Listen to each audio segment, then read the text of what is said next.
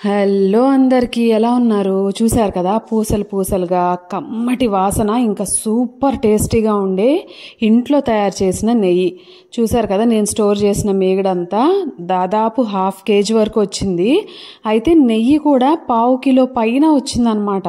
So ఎలా ఏంటి అనేది చూపిస్తా చూడండి. ముందు బ్లెండ్ చేసుకున్నాను చక్కగా, కొంచెం వాటర్ యాడ్ చేసి మీగడ్ని 3-4 minutes బ్లెండ్ చేయగానే చక్కగా వెన్నపూస వచ్చేసింది. దాన్ని కడాయిలోకి తీసుకొని చేయి పెట్టని అవసరం లేకుండా వాష్ చేశాను అనమాట. ఫుల్ వీడియోలో చూడండి అది ఎలా చేశానో పెట్టాను.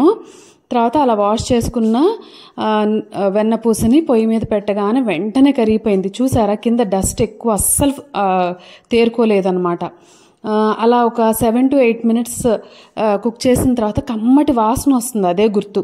సో అప్పుడు కరివేపాకు మెంతులు యాడ్ చేసి దింపేసా. సూపర్ టేస్టీ యమ్మీ నెయ్యి ఇంట్లోనే